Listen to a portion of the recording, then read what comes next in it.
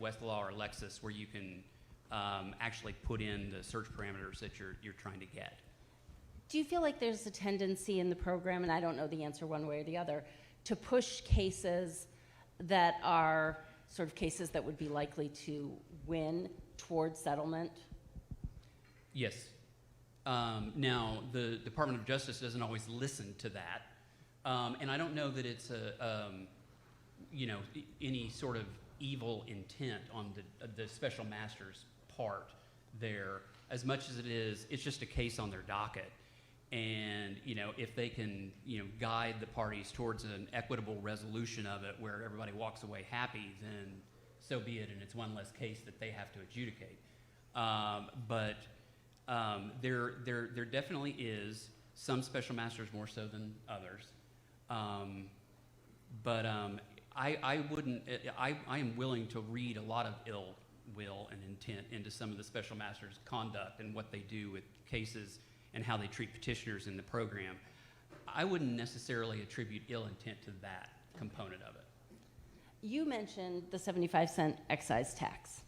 Right. Explain how the program is funded and who's really paying ultimately for the compensated cases. Sure. So the excise tax, a vaccine cannot be added to the vaccine injury compensation program until Congress passes the 75-cent excise tax for that particular vaccination. The manufacturer pays that. So if a vaccine costs $100, 75 cents out of that goes and is sent as an excise tax to the Vaccine Injury Trust Fund. So it is the manufacturer essentially buying. So the system in that regard, it's, again, I think I've said it 3 times now today, it's broken. And it's not taking care of victims the way Congress originally intended. John, did you have something you wanted to add to that? Nope. You look like you might. Drew, what changes, and I know you can't speak to specifics, but what changes do you feel are necessary for the VICP to be successful?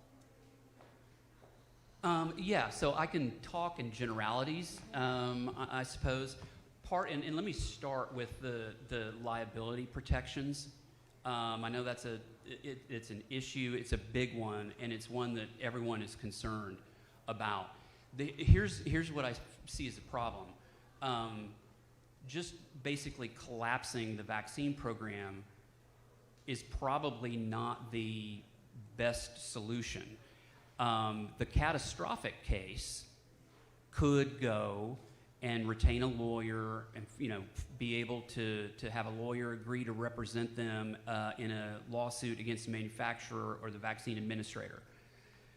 The typical case, though, in the vaccine program is shoulder injuries, when they give the shot too high on the shoulder, or cellulitis, or what are called monophasic injuries, where it's really bad for 6 months. And then the person starts to make a recovery, either by using IVIG or some other autoimmune mechanism. So just simply getting rid of the vaccine program is problematic because the $75,000 case can't get a plaintiff a lawyer to represent them.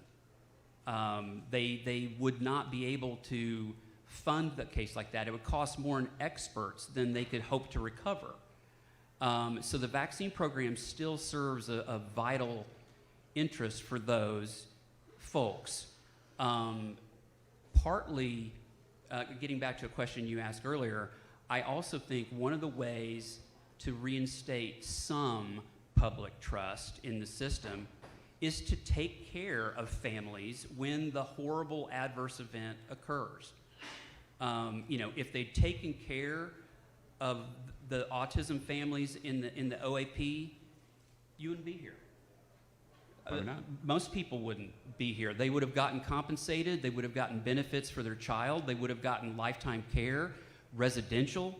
That all would have been built into a life care plan, and they would have been taken care of.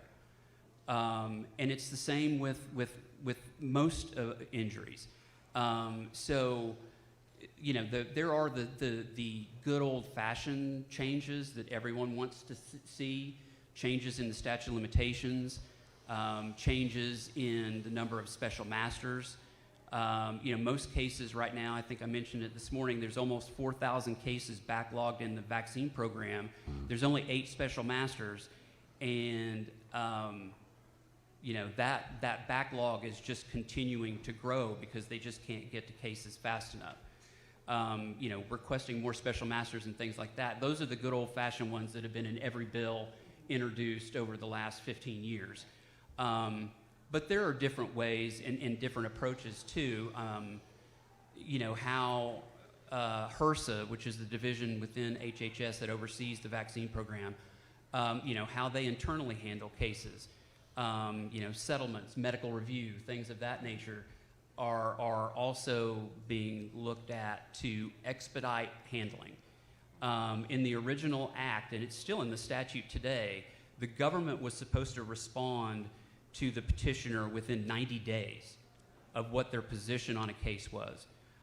Most cases now take 6-7 years to resolve, and some even longer than that. So there are a bunch of changes afoot, and that's probably about all I can say about them. Okay, well, on that note, I think we are out of time, gentlemen. Thank you both, and thank Brian in absentia. Yep. He had to leave for an emergency.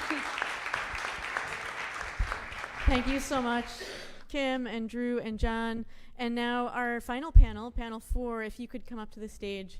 And I think they're probably going to ask us to leave pretty hard stop at 5. But let's try to push it as much as we can to give the final panelists an opportunity. This is a really important panel on clinical needs and research priorities. Thank you so much.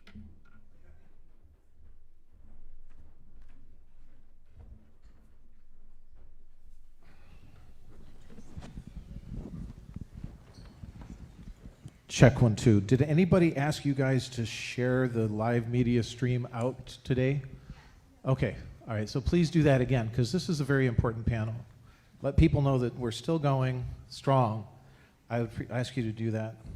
So let's go down the line. You guys heard my story. Hey, John, good to see you.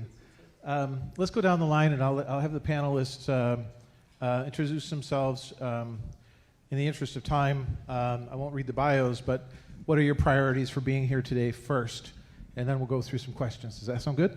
Sounds good. All right, great. You're up, Tracy. Okay, my name is Tracy Slevcevic. I am a board-certified integrative health practitioner, and I am also the founder of Autism Health and the Autism Health Summit. My goal and what it is that I look to achieve is to educate all parents on how to address those underlying conditions associated with autism and other neurological disorders, what they can do in preventive care, but also on the research side, what types of treatments and therapies that are out there that are working for kids, how to get, independent studies done so that we know that these therapies are working effectively. Thank you so much. And she is so good at it. Tell us about your annual conference, please. So once a year in April, we do an annual conference, the Autism Health Summit. So we're probably the only autism conference out there that doesn't follow the narrative. We speak very openly. A lot of these amazing doctors and scientists that are here today, including the one to my right, have spoken at the conference. It will be in San Diego, April 24th, 25th, and 26th of next year. We look forward to everybody attending, and it really is about, I'm a solutions girl, so I'm all about people having answers as to their questions as to what's caused what and what they can do to address those issues. It's a high energy conference, and once you go, you walk away. If you've never been to one, you walk away with a community of friends that you can talk to for the rest of your life. You do a great job. All right, so Mary Coyle, it's my honor to introduce Mary Coyle. Would you tell us a little bit about yourself and your priorities for being here today? Thank you for having me. My name's Mary Coyle, and I have a child that's on the spectrum. He's 34 years old. I have a lot of friends in the audience here.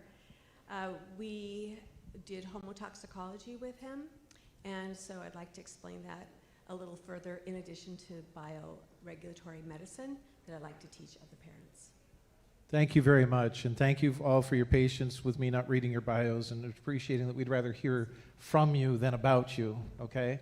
John, Dr. John Gatanis, I don't know what happened. I started studying autism in 2014, and I didn't meet you until this year. And let's just say I'm going to give you a commendation that was passed on to me. You should be in charge of a research program on autism within the NIH, sir. So go ahead. And now I've managed your expectations just right. Go ahead. That's very kind. Yes, I'm John Gaetanis. I'm a child neurologist, and boy, in terms of the priorities or what I wanted to speak on today, I think there's a million things I think that are important to convey. But I want to first thank the fact that we're here today to have discourse, to have conversation. And as a physician, we don't often have that opportunity because we exist within a culture that has been so narrowly focused on one storyline that is becoming harder and harder to continue to maintain. And my hope really is that those walls start to break down and that we can actually begin to not just improve the lives of kids who have been diagnosed, but really think about prevention. And that's one thing that has arisen in this conference, but it's just not part of the discourse outside of here, is that there may be a pathway towards prevention and how incredibly powerful that would be. Thank you, John. Thank you. Dr. Fry, before you start, I believe you will recall the day that I said that I thought that you should be the director of NIH. Yes, you did say that. Yeah. Yes, I did. And I'm happy with the director that we have right now, but I still think that he should be one of these days the director of NIH. We really need to take over the entire institution with a focus just move on it to autism. Phoenix. Yeah, we have a lot of room out there, and we can remake it. Yeah, absolutely. So you've spoken a couple of times today. What's your priorities for this panel? Well, I definitely think that my priorities is that I think we have to talk about research that helps individuals, as I was saying before. It touches them, it improves their lives, and stop, perseverating on these very, minute mechanisms that makes good science and is very interesting, but doesn't help anybody along the way. And of course, as John said, prevention. We can prevent this, and that's the only way we're going to get ahead of it, and we're going to make headway. And John was my senior resident in a neurology residency, so everything I know was from him. Amazing. So Dr. Fry is also a great mentor. What a great career you contributed to. So it's my honor to start the questions session. With all your ears perked up, you're about to learn, and I am too. I always learn when I talk with these guys. Tracy, how can early interventions that focus on gut health and nutrition be prioritized in autism care, and what evidence supports dietary cleanup as a first step in preventing downstream neurological and behavioral changes? So I'm sure many of you will agree with me when I say that addressing gut issues should be the first step to autism care. And because the gut is not just for digestion, it is home to 70 to 80% of the immune system and production of neurotransmitters such as serotonin, dopamine, GABA. So if your gut is messed up, then most likely your brain and your immune system are in a constant state of stress. So what do? So as parents, it used to be called the autism diet. Does anybody remember back in the Dan days, everyone used to be like, oh, well, they call it the autism diet. So removing inflammatory foods, getting rid of gluten, dairy, casein, soy, food dyes, and preservatives from our diet. So I'm here to tell you, if it's not real food, you shouldn't be eating it, and neither should your children. And as a parent, I've had so many parents come to me and look for other options. So I'm here to tell you that the first option should be to clean the gut, because other treatments and therapies are going to be less effective and not work, whether it be traditional therapies or biomedical, unless you start with the gut. And the gut is very important. There is no way around it. There's only through, and there's no doing it half-time, part-time, whatever. And, you know, there's been lots of research and evidence that a lot of these kids with ASD have dysbiosis. They have leaky gut, they have yeast, they have pathogens. So all these different things, and if your child has ever taken antibiotics, and my kid was an ear infection baby, so it was really sad when the pediatrician's office called my kid the mascot of their office because he was there every month with an ear infection. So you can imagine how much yeast was in his gut. So yeast competes with the body in regards to vitamins and nutrients. So when it coats the lining of the gut, it inhibits the body's ability to absorb all those vitamins and nutrients, so these kids become nutrient deficient.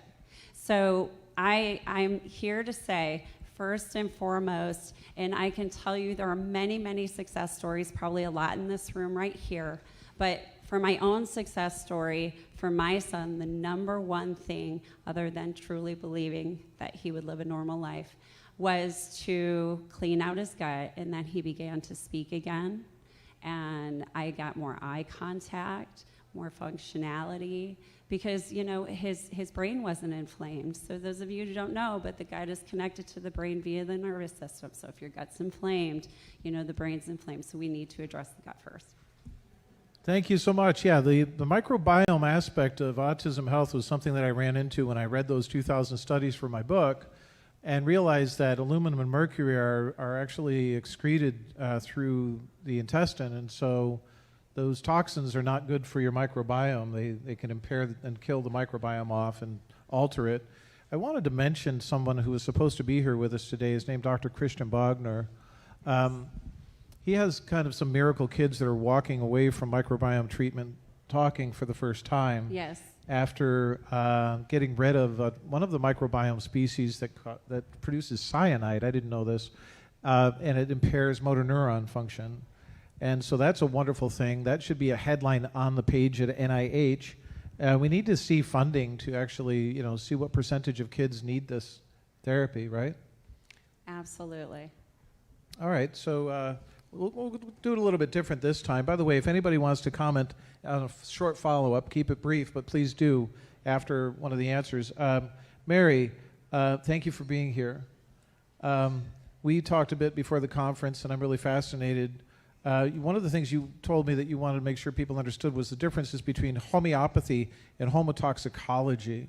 Could you start there for us?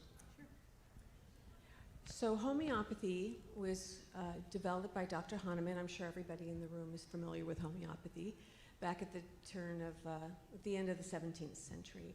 It's one potency and one constituent in each remedy. And there's three principles that homeopathic remedies are made by. One is the principle of like cures like. So if you have a runny nose or if you have red eyes, the homeopath might suggest red onion or allium cepa. So you're going like cures like to stimulate that same reaction in your body. The second principle is the law of infinitesimals. So we use tiny, tiny, even micro or nano amounts of the original tincture, like arnica or belladonna. And then the law, or the principle, of succussion, where with each serial dilution, the remedy is rigorously shaken. With homotoxicology, homo is human, toxico, toxin, and ology is science. So it's the study of the science of toxins on humans. I was in the chemical industry at the time, and I'm probably the poster mother of what you shouldn't do if you are pregnant. So I was on construction sites, I was exposed to a lot of lead dust. So when my son was diagnosed at 2 with ASD, I knew that it was probably something that happened pretty closely in utero, transgenerational toxins. So when I heard about homotoxicology from a pharmacist in Florida named Dr. Kratz, he worked at the Merck Manual. It was, he's very mainstream, but he was sick himself, so he wanted to find homeopathic complex remedies, which have a lot of different constituents in it and a lot of different potencies in it to help trigger the body, alert the body that toxins are in there. So you're kind of working off the model of homeopathy, like cures like, to allow the body to know that mercury's in there, aluminum's in there, heavy metals in there. So I was all over that. So I called him up and we started using that protocol, and he started doing really, really well. And we had done the diet and all the other things that help bring the inflammation down, but it wasn't enough for him. I mean, I think the toxins went intracellular, and we actually had to get these toxins out. And then everything on the biochemical level, the things that these two brilliant doctors are doing, started working, because the B12 was making him really hyper, and I could see he couldn't even break down his food, let alone the 50 supplements that I was giving him. All of a sudden, his language started to explode when he started taking methyl B12 shots. And we started putting in SAMe and the folinic acid. So it was just kind of that, getting that grease off the wall, so that everything subsequently started to stick. And then from his progress, then other parents started calling me up, and so that's when I started teaching them about it. That sounds like a rather intelligent approach towards treating kids with autism, to make sure they're ready for other therapies first. And no pediatrician knows anything about this. So let me ask this as a quick follow-up. You've seen kids that things, protocols have been tried on them for years, and parents have struggled for years trying to help them have better days. And your approach with bioenergetics and homeotoxicology helped them over the hump. Can you tell us, about how many times you've seen this? Just raw numbers. Like, I've been doing this for 30 years, so yeah. I've worked with lots of, worked with, talked and taught lots of parents, and we do work together as a team. I'm more of a teacher than anything else, but I don't really advertise. I don't. Yep. And it's all word of mouth, and Yep. the kids are the best advertisements. So they'll say, I saw this kid at school and he did this, and I want to know what you're doing. Yeah, thank you. Thank you for that. So we're bouncing around from topic to topic, so keep your eyes and ears perked here. We'll go to Dr. John Gatanis. I'm just going to mix the questions that Richard Fry sent. So about how many children with autism have insufficient folate in the brain? Why does this happen, and what is the treatment? Wow, this is Richard's question. You got to get it right. You didn't know there was going to be an oral exam from your mentor. Wow, thanks for that. Should have studied. Yeah, I know. I should have studied. You set me up. Yeah, so in terms of how frequently we see this, so, well, let me start first with the testing and why this happens. So for, one of the major contributors to cerebral folate deficiency are folate receptor antibodies, or what we call FRAT. So the folate receptor antibodies block folate, which is B9, from getting into the brain. So B9 has to actually be transported actively into the brain through a transporter. It's not something that just passively diffuses through. If you have antibodies blocking that transporter, then your brain and spinal fluid are deficient. Obviously, it's a little hard to just do a spinal tap, so checking for those antibodies would be an important way to assess this, but in truth, you have to sometimes consider that it's an out-of-pocket test, like so many of the things that we often have to do to really treat our kids well. And not all families can afford that. So sometimes it also demands simply doing an empiric trial, starting, and again, keep in mind, this is vitamin B9.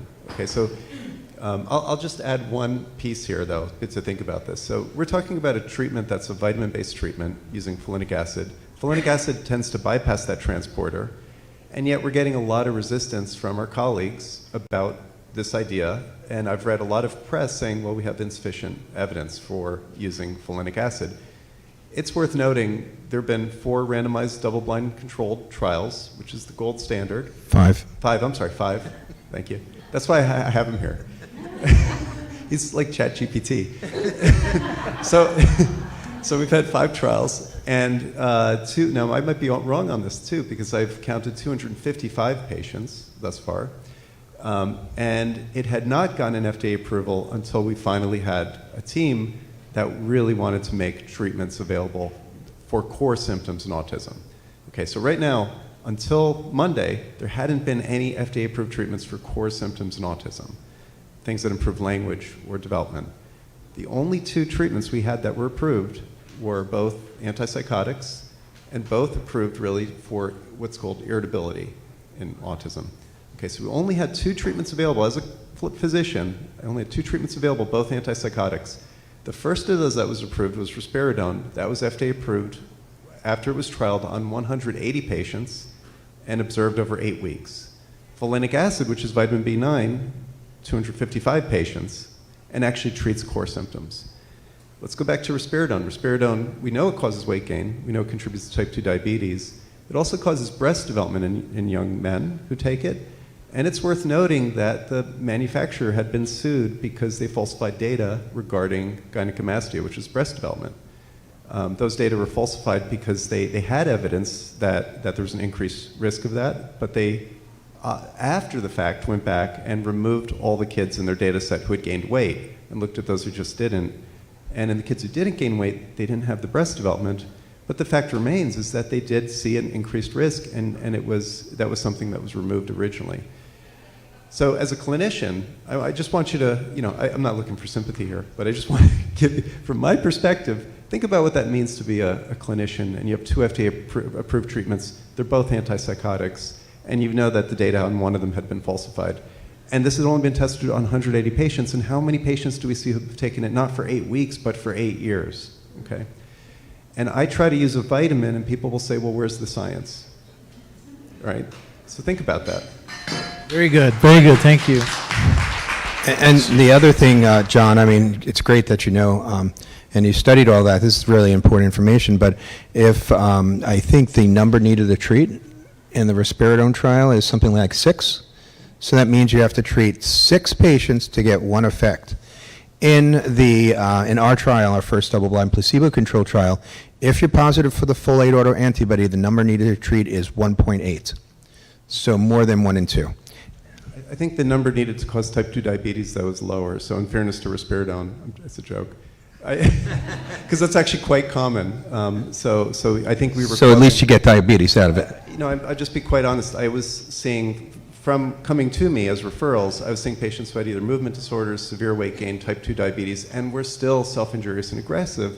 So we took a young boy who weighed 150 pounds, who had self-injury, and we created a boy who weighs 250 and has self-injury. And what have we actually done?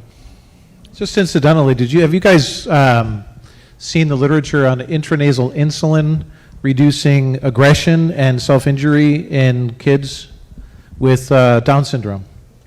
Yeah, I mean, it's one thing that I've been looking at recently is blood glucose regulation. So we started to realize that many of these kids that have these behavioral outbursts during the day, they're hangry, and they can't express it, and so it's easy to fix, you just give her a little risperidone, right? And so I a lot of times I will slap a blood glucose monitor if they'll keep it on. And I look at them throughout the night. I was using complex carbohydrates, but now I've been using protein-based, plant-based protein powder, which digests slowly. It also stabilizes blood glucose. Also carnitine, which we know is a treatment for autism, also stabilizes blood glucose. To the extent that if you have a diabetic, you better have them check their blood glucose if they start carnitine.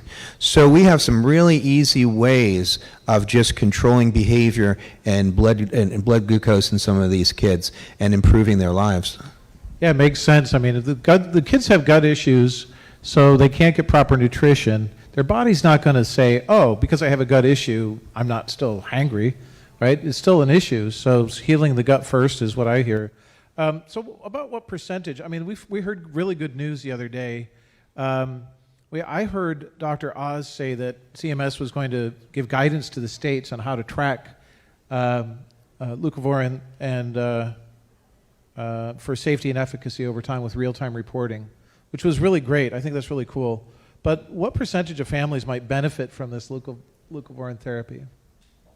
Yeah, so if you do the numbers, as John was saying, your folate autoantibody positive, and in our trial, 1.8, number needed to treat, which is about 55%. So if you times 55 times 75, and you get about 40% theoretically have a response, and that was in 12 weeks having a very significant improvement in language.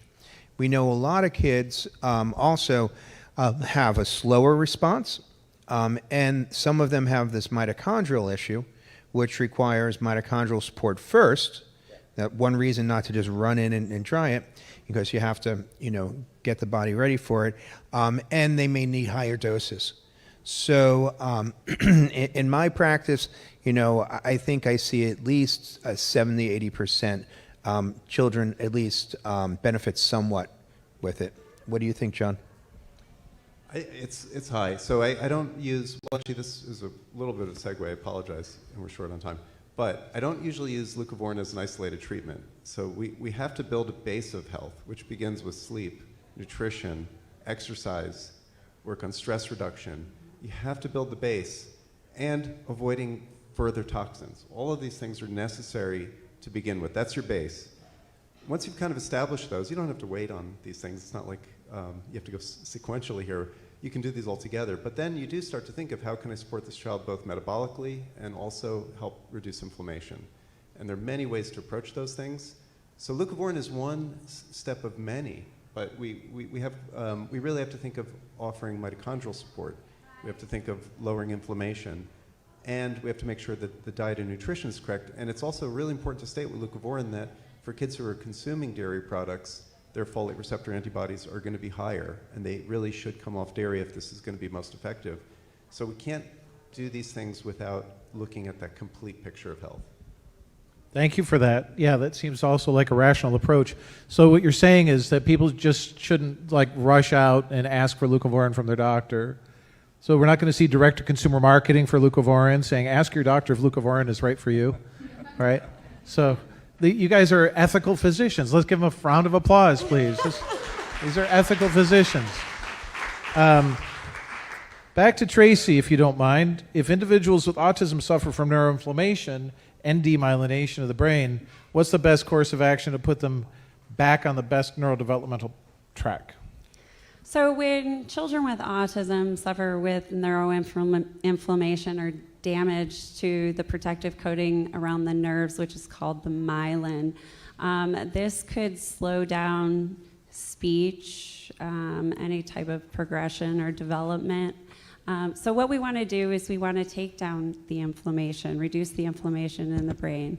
We want to repair those wires. And so recently, and what we do this with is plasmalogens. So a lot of you may not know what plasmalogens are, but last year I did not know myself. And I met this amazing doctor, Dr. Dan Goodnow. And many of you may know who he is, but he created a plasmalogen supplement. And what it does is it helps deplete the white matter in the brain. And individuals with neurodegenerative disorders, ALS, Alzheimer's, MS, autism, are showing great progress with this supplement, in which I was blown away because I went to his conference and I listened to all the testimonials, and then I was caught off guard when I heard a father who was an MD speak about his daughter, who was 17 years old, and she was non-speaking. She was a non-speaking young lady with autism. And after a good amount of time of starting Dr. Goodnow's program, she started to talk. Now, I don't know about any of your other doctors, but me as a mom, typically we call it like early intervention. We got to get that speech back during early intervention. I hadn't heard about a 17-year-old regaining speech. So to me, it was pretty much unheard of. So recently, Autism Health and Dr. Goodnow Enterprises has partnered together to do a study on the benefits of plasmalogen supplements for autism. in repairing the myelin in the brain, taking down the inflammation. So typically, plasmalogens are in most of our cells in our bodies, but they are mostly enriched in the cells in the heart, the brain, and the immune system. So so these plasmalogens have made a huge difference with individuals with heart issues, with immune dysfunction, which is most of these children, including myself, and so to see those testimonials and to watch the progress of what Dr. Goodnow has accomplished. We are so excited and so proud to partner with him. So what we are looking to do is we are currently raising funds, and Gina Delpaz is here representing Dr. Goodnow, and we are looking to fund this project so that we can supply those plasmalogens to families for children to be able to receive the prodrome glia. So the typical protocol for it, as he would say, is to really start off with the prodrome glia, work up to about a bottle a week, and then move over after a month or two to the prodrome neuro. So prodrome glia is it's an omega-9 supplement, and then the prodrome neuro is an omega-3. So all supporting brain function, helping to repair the myelin. So what I have seen, I'm always one who looks for other ways of treatment and healing, especially non-invasive ways. So I feel that we're really onto something with the plasmalogen supplements. I think so. So, I've read those thousands of studies, and I constantly read about autism, and, proper myelination during neurodevelopment is really key. So if you ask the question, what, genetic mutations aside, what are the environmental factors that might impair myelination processes, myelination processes during development? It's nutritional deficiencies, environmental toxins, chronic stress, but also a lack of oxygen. Earlier today we talked about aluminum depleting transferrin and kids turning blue after vaccination. If your kid's blue, they're not getting oxygen to their brain. Talk about a medical emergency.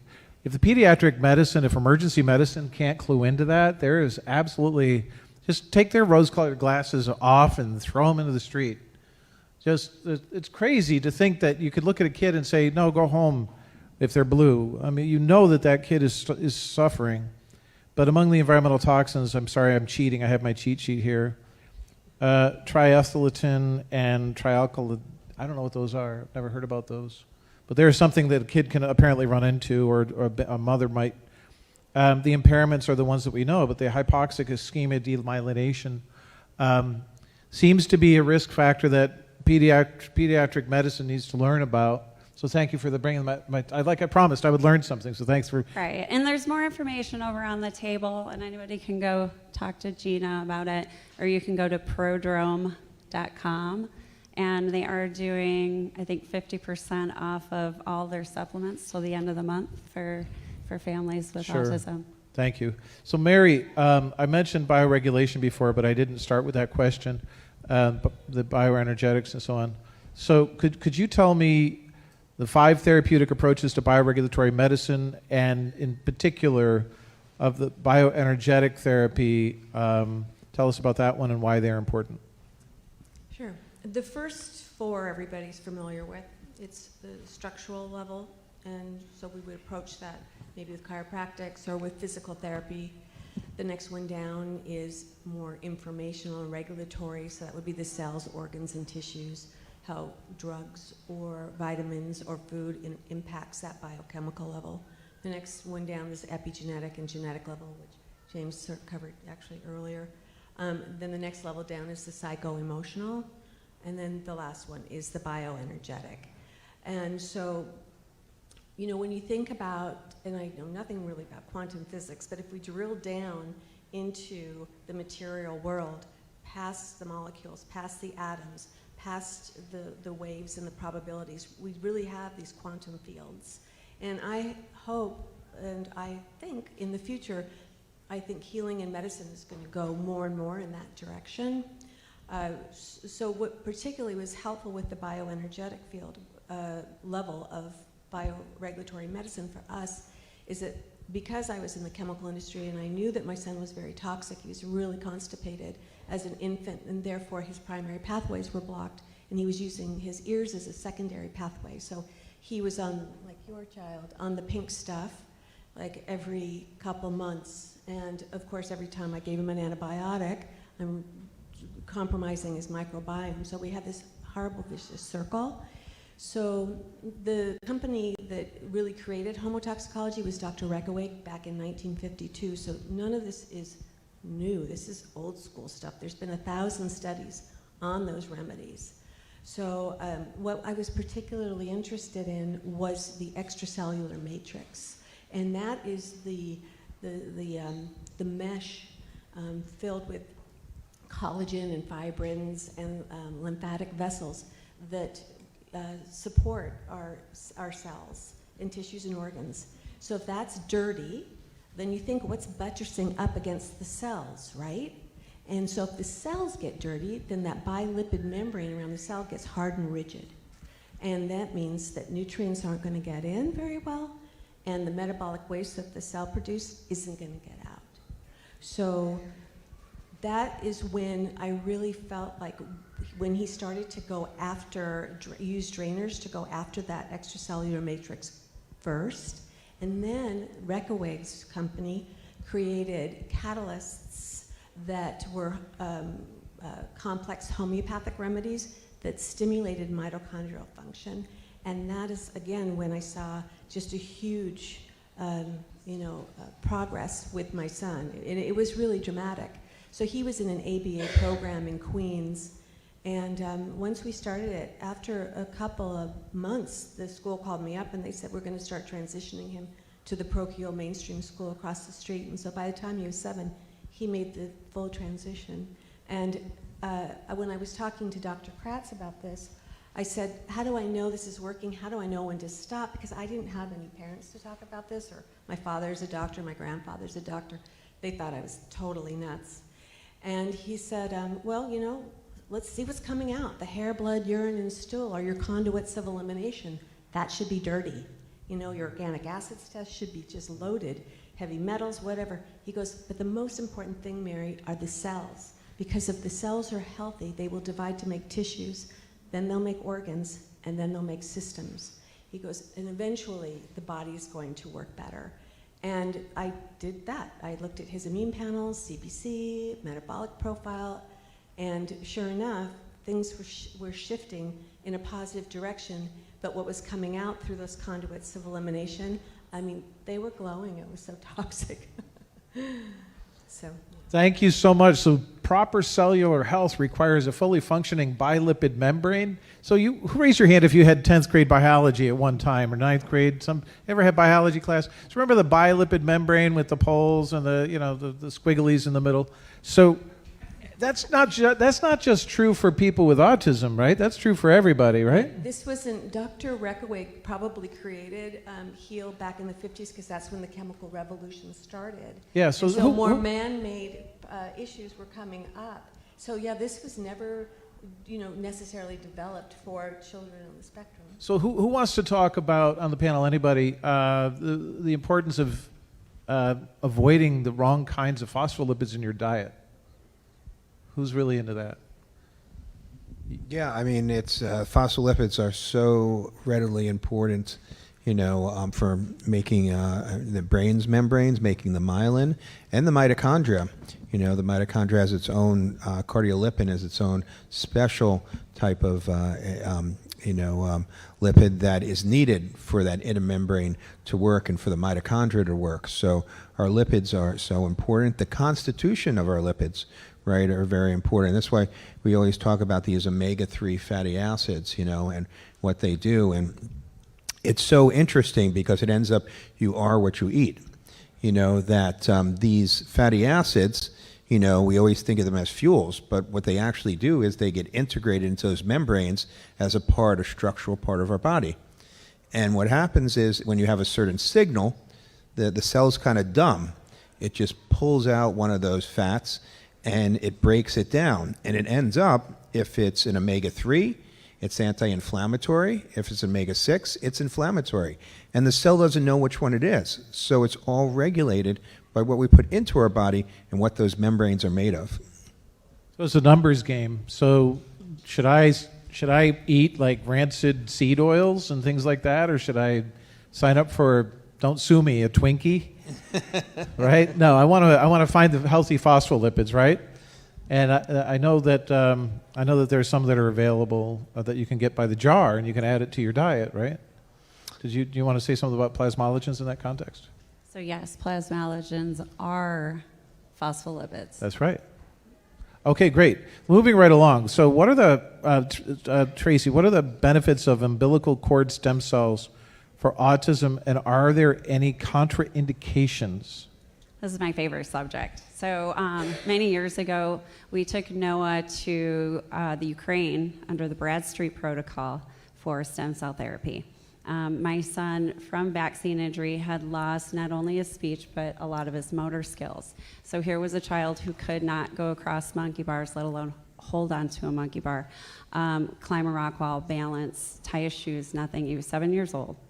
And within 30 days, my son regained all of that and graduated from occupational therapy. So before I get into the actual, my preferred, which is umbilical cord stem cells, I'd like to discuss why I don't prefer the other ones. And so adult, which is autologous stem cells, which are derived from either your fat or your bone marrow, which is one for a child is pretty invasive, or even an adult. But they also, cells contain memory and trauma. And as you age, through oxidative stress, our stem cells start to deplete. That's why we get old. But, you know, so to me, and then also if you have a sick person and you give them back their own stem cells, so these stem cells may be more weakened, so, and less regenerative. So I try to kind of steer away from adult. Fetal and embryonic, there's some ethical things there as to how they're collected, and it is legal here in the United States, so I'm just going to leave that at that.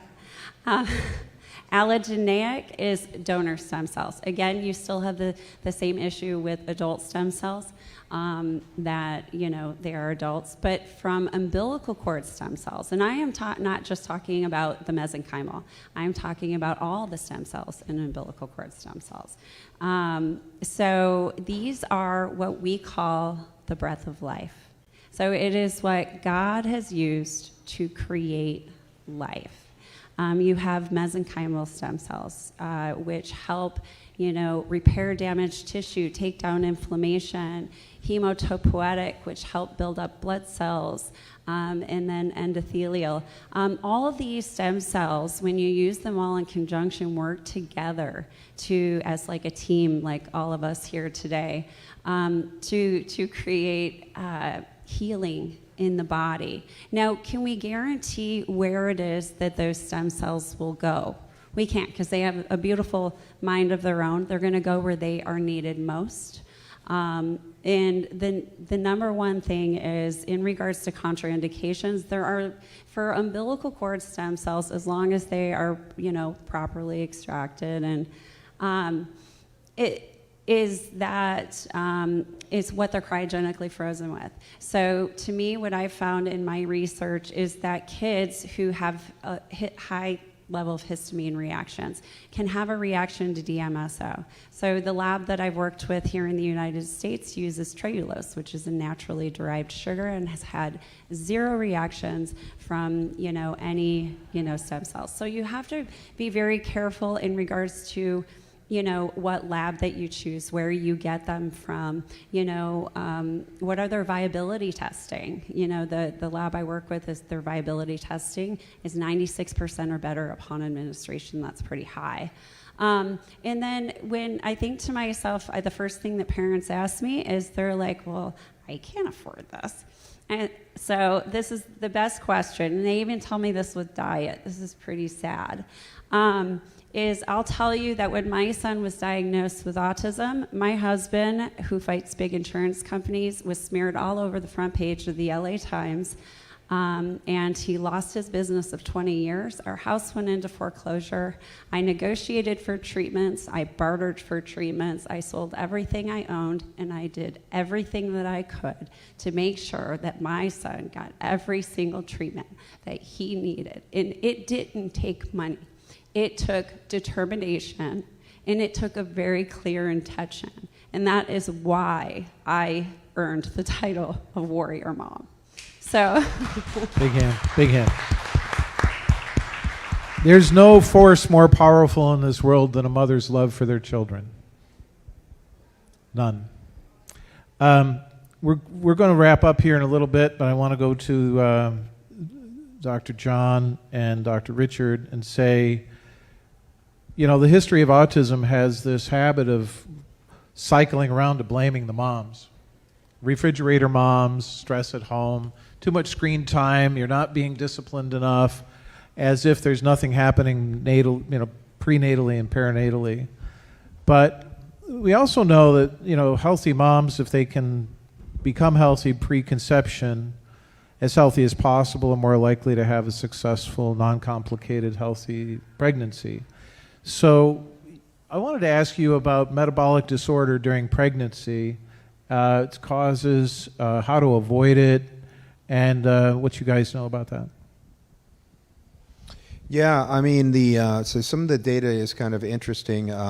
If you're talking about mitochondrial disorders, there's from cord blood, yeah, and from placenta, there's actually been studies, and from maternal blood, that there seems to be prenatally some fatty acid oxidation defects, and they've done this also on neonatal blood cards that they collect for other screening. They've looked at that. So and that's part of the mitochondria. So it does seem like there are these metabolic disorders that are right there at birth, and they also seem to be in the mom. So how do you prevent those? And I think that that has to do with, as you say, things like stress, having a healthy diet.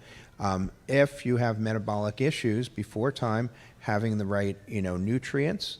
One of the things that we know that happens during pregnancy is you have a carnitine depletion. And many OBs, if you ask them, they say, yeah, that's what happens. Not thinking that, well, maybe you should improve carnitine or supplement carnitine, because that's what's very important for fatty acid oxidation defects and for mitochondrial function. So, there's many things that I think Is that from not eating enough red meat or eating too much fish or what? Yeah, I think it's more than that. It's more than the type of, well, it probably has to do with the type of fats. One more inflammatory, one less inflammatory, that eventually gets you there. But it's not so much that you're eating the wrong thing at any particular time. It's kind of a long-term thing, how your microbiome, because your microbiome actually makes short-chain fatty acids, which then modulate your metabolism. So this is a long-term thing. Pre-conception, you should be making sure your body and your metabolism is working optimally, because we can see that, we talk about these possibly transgeneration metabolic defects. How do they happen without genes, right? But if you're born in an environment where metabolism is not optimal, then your cells are not going to develop optimally. And so we can see that we don't need the genes. We can use that environment of the fetal environment that can change things. Can I take this in a completely different direction? Yeah, please do. Okay.